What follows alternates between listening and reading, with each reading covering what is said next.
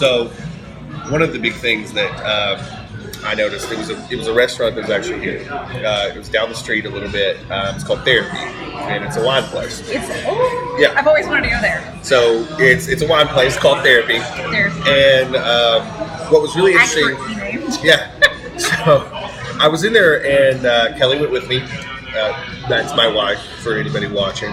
So Kelly went with me, and we were sitting there, and we went in, and it was first time in there, and we ordered like one thing, and we were like, okay, this is pretty good. Is it like food, or is it just like appetizers? It's like tapas. Yeah. So they do like appetizers, and then they do wine and alcohol, whatever.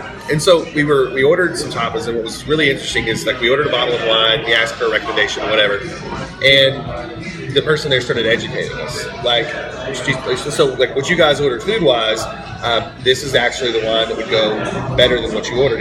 We already liked the wine we had, so of course we ordered another bottle. And so I'm sitting there and I'm like, this is really good, but there's a lot of overhead to training each staff member like that, right? So how do you actually in your restaurant? How do you actually sell more to your existing customers without having the overhead of training someone over and over? And so I was actually, I think it was Las Vegas. It was a trip to Las Vegas, and I walked into this restaurant, and it was really interesting. They had this, it was sort of a wine pairing guide, but it was tailored to their food. So it was their specific dishes, and they were basically telling you exactly what to order. So you had one guy? No. Oh. This was what you would call, if you were on the internet, this would have been an infographic. But it was basically an infographic that was set up like a menu, but it was like an aside. It wasn't their menu. So what they did is you had this sort of thing that was in front of you that was extremely interesting to go in and look at.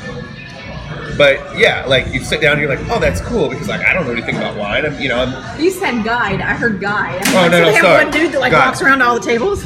So it was this little guide. It was an infographic. It was extremely interesting to go through this. But now, in this restaurant, it was like wine, and it was like, so with your chicken, you do this and all that. Mm-hmm. But it was specifically tailored to their stuff. And what was cool is like, normally I'm ordering a Diet Coke or a water or a tea, whatever. But I'm like, is my food gonna taste better because I'm drinking this? Exactly, because there was some thought that was put into it. It wasn't just like, hey, this type of wine goes better with chicken. It was this type of wine goes better with this specific thing on the menu. Did it say why? Yeah, and that's the other thing. It told you why. Like it went down to the science of it. So what's really interesting is like, let's say you own this place, right? And this is one of our favorite restaurants. It's Skinny J's in Jonesboro, Arkansas. Great steaks. So what's interesting in a place like this is even if they bring me out a cheeseburger and they had something like this, that with this particular cheeseburger, the best thing is a Jack and Coke. Like, obviously, but they explained it to me.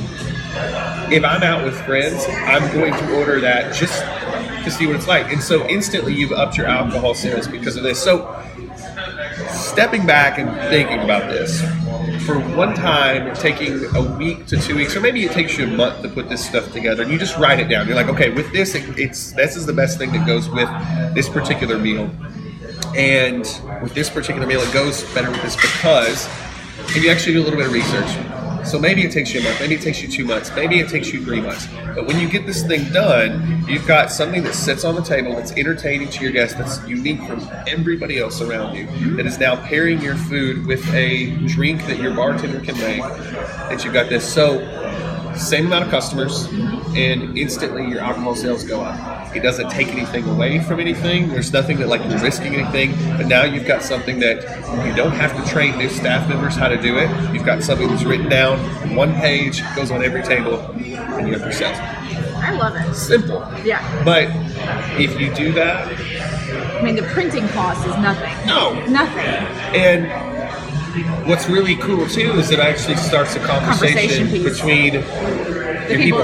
And you're going to have people pick this thing up and take it with them if you let them. So if you set it up to where they can take it with them, they're going to show it to people, because goofballs like me especially, I'm going to take it and, analyze it. It may work backwards too, because like I'm very particular about my wine. I want my Pinot Noir, and I don't want anything, like I would not drink Jack and Coke. But if I'm eating or drinking my Pinot Noir, I'd be like, ooh, I should try to eat this. So it's a higher priced meal because it will pair with my wine versus my cheeseburger and Jack and Coke. You know what I mean? Exactly. Well, that's the thing is it's it works both ways because if I it's just one of those things that you want to go on an adventure when you're out to eat, whether you want to spend a lot of money or not. And that's why I was saying it doesn't have to be because I think the excuse a lot of people would have was, oh, I have this restaurant and we're not classy. We don't do wine pairings and things like that, and I get that.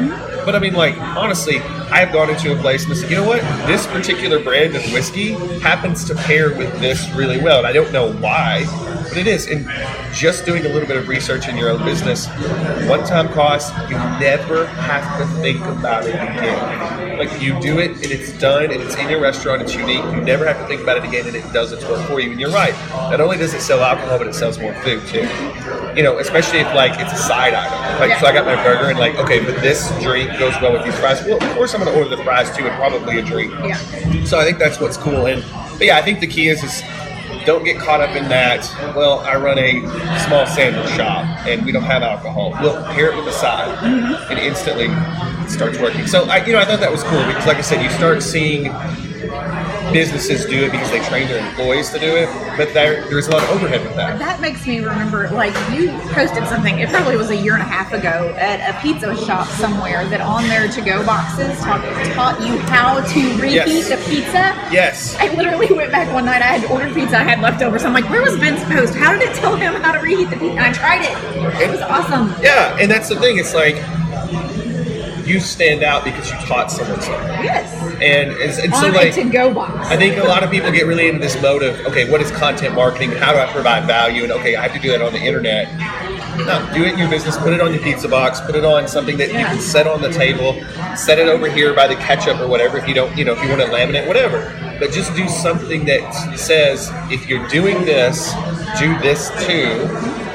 And this is the reason why it works. And you start pairing your food items. That's just some way to grow your dinner. Hope you like it too.